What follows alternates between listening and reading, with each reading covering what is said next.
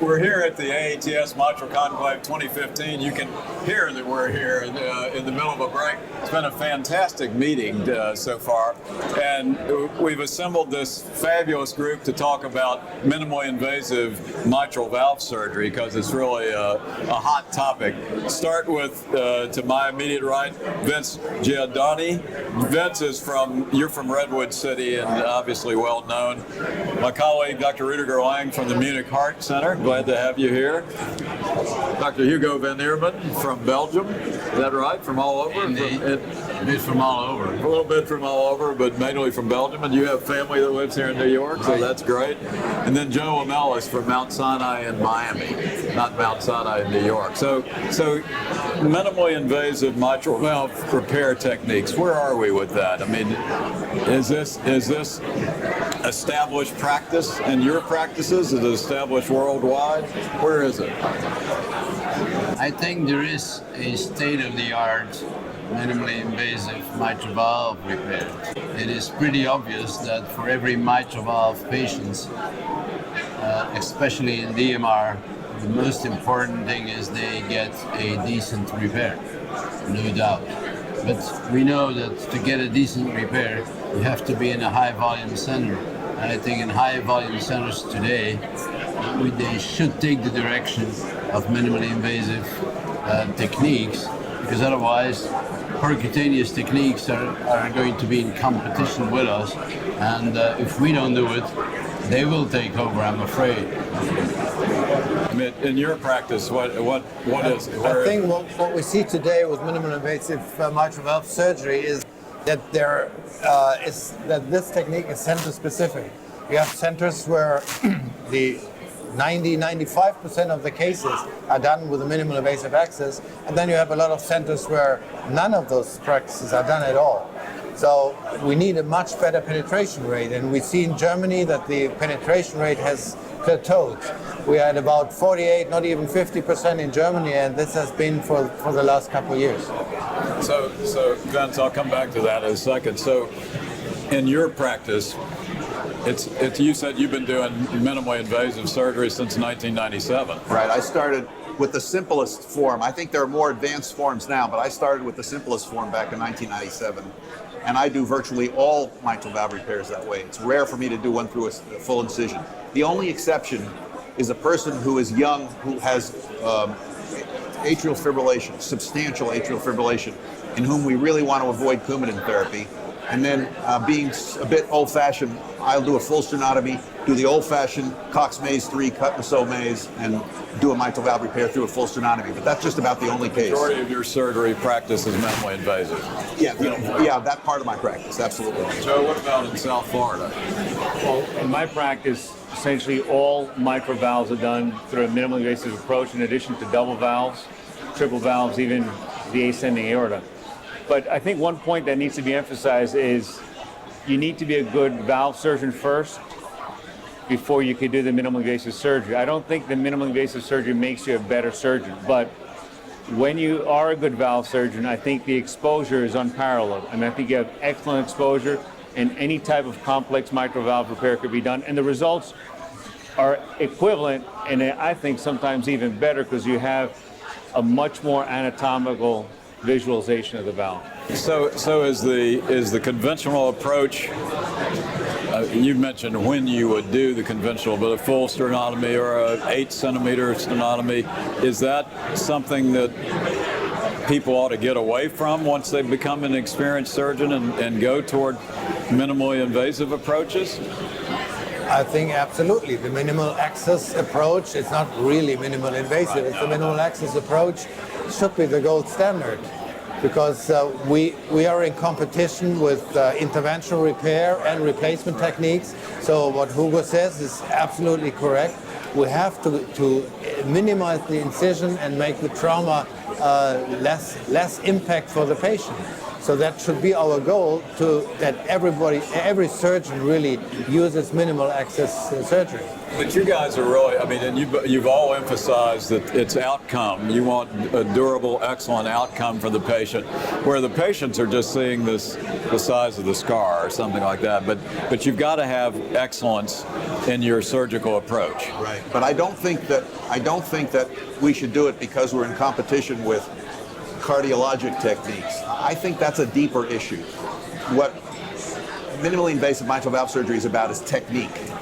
And there are various techniques for doing that, and these guys are the masters of them. But what the cardiologic techniques are about is technology. And the balance between technique and technology is something that will have nothing to do with us in the long run. It'll have to do with the capability of the technology to deal with what we deal with by technique. It's a fundamental issue. It's certainly true in the aortic space, and it's true in the mitral. It'll be true in the mitral space in the years to come. So, Rudiger, how do you, if excellence can be achieved across the spectrum, how do you grow that stagnant? And it's not stagnant's too strong of a word, but how do you grow that? How do you educate people, the surgeons, as to that approach? At first, I would like to comment about the excellence. I mean, this is a prerequisite to all techniques. Your valve repair has to be excellent, regardless of whether you use a median sternotomy or minimal access. So what you just said, first you have to be a good repair surgeon, and then you start working on the access.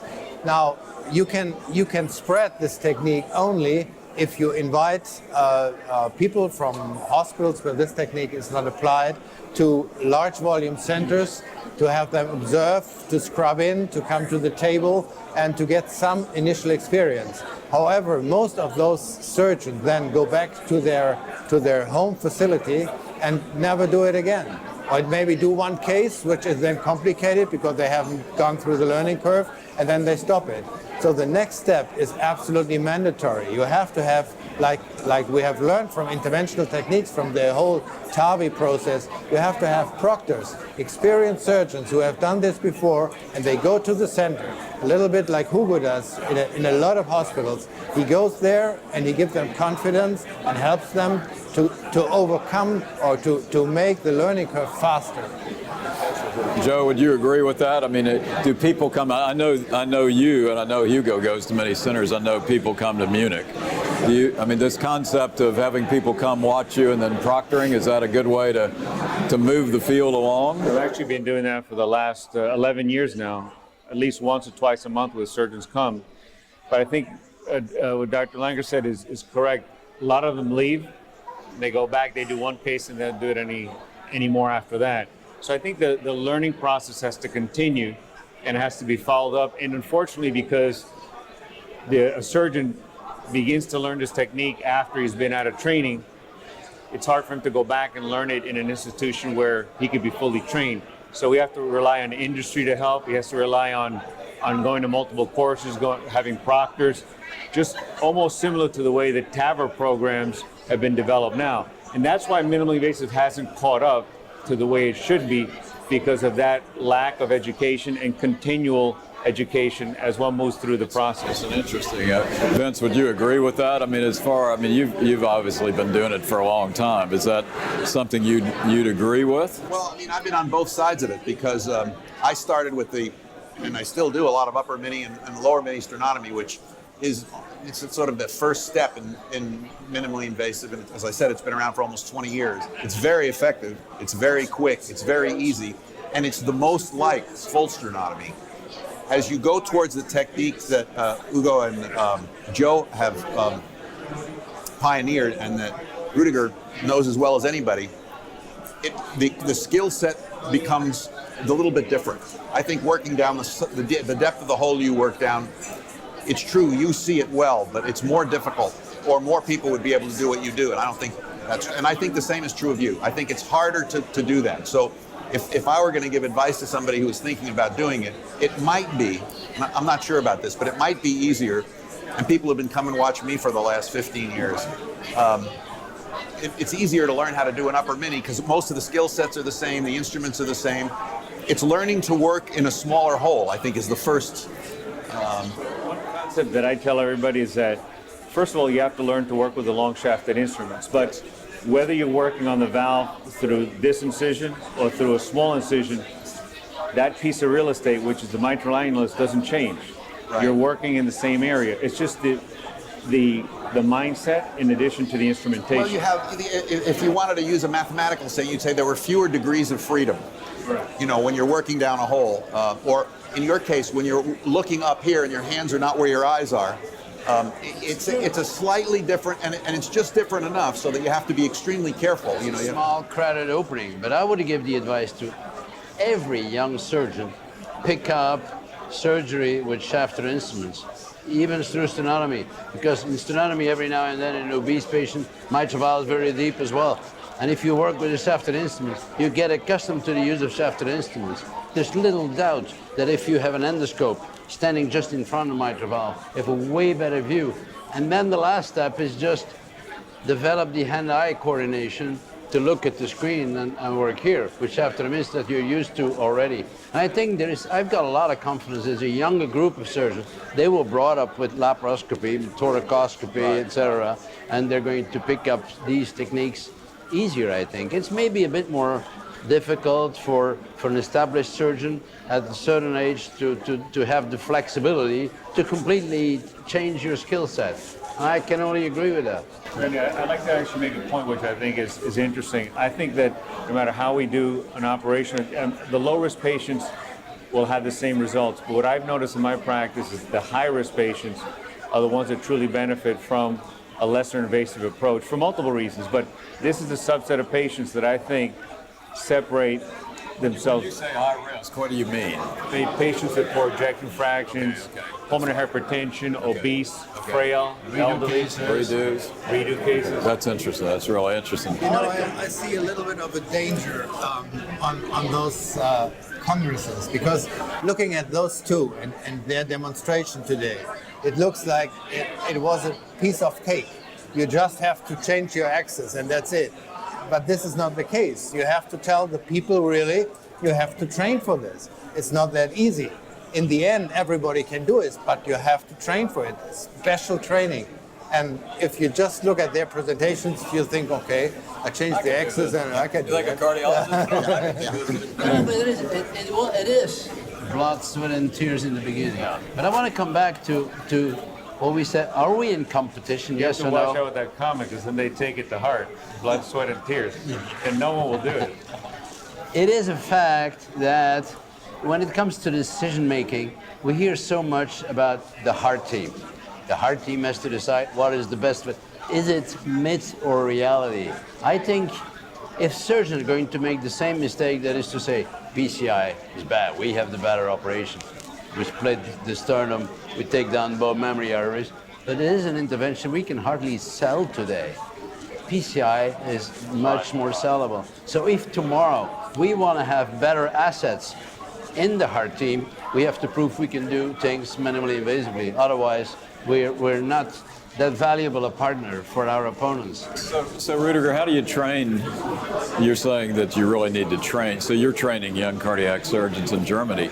Are they learning are they learning both techniques? They're learning all techniques, or are you really pushing the minimal invasive, minimal access approach? No, I wouldn't do this. In the beginning, they should do regular cases with median sternotomy and get a feeling for the mitral valve, you know. You first have to get a feeling for the mitral valve. What can I do to the mitral valve? How can I repair it?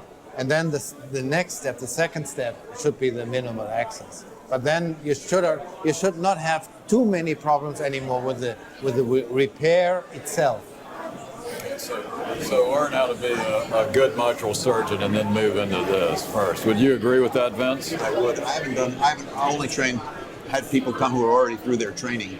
And I don't know how you guys let the unwashed take a shot at this right off the bat. It would be very difficult for me to do that. But I think that the reason that they look so at ease doing it is called mastery. And if you watch Michael Jordan do a layup, it looks like anybody can do it as fluidly because it's such a beautiful move. You think, oh, every human must be capable of that. That is not the case, though. I think that these two guys have a particular skill set that makes it look easy. And the question really is how many people can reproduce it. And there will be a certain number that can, but not that's everybody. true in open mitral valve repair too, to some extent. true. And That's I mean, another big form full of cancer. sternotomy. I mean, this excellence in, and that's what you guys have all stressed. Excellence in outcome is really what's critical. Is the final question is, if you look at people who are established versus an established full sternotomy surgeon, outcomes the same? Would you say across the spectrum of disease? It has to be the same, and I think in know it has experience, in experienced Should be. centers, it is. It is the same. Well, it's like in any procedure, the novice, whether it's a coronary bypass or an aortic valve replacement, the results are not going to be the same as somebody who has experience. So I think the message is if you're going to be a minimally invasive surgeon, stay on the path and be persistent and do as many cases as you can. Having been a pioneer in this field, I think it is so important. It is a duty for me now to go out and coach, proctor young surgeons.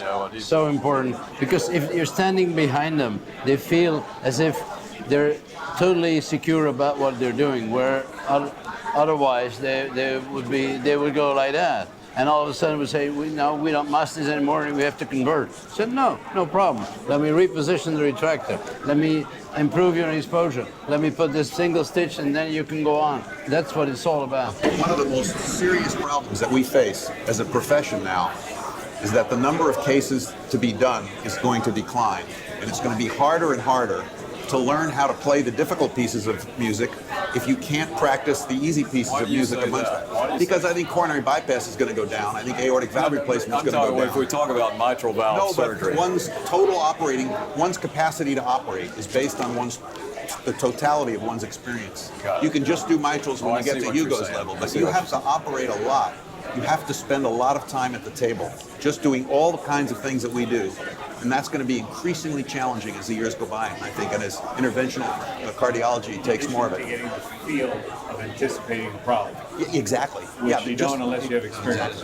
A lot of experience. That's true. I mean, that is true. That's what makes you guys master surgeons, is that you're thinking how to get myself out of trouble or how to avoid trouble. And I mean, that's true of anybody with a lot of experience. Well, listen, thank you all for joining us in our quiet little studio here. We've survived 2 breaks and 3 bell whistles here, but I've learned a lot from you. Thanks very much for joining us. Thank you. You're welcome.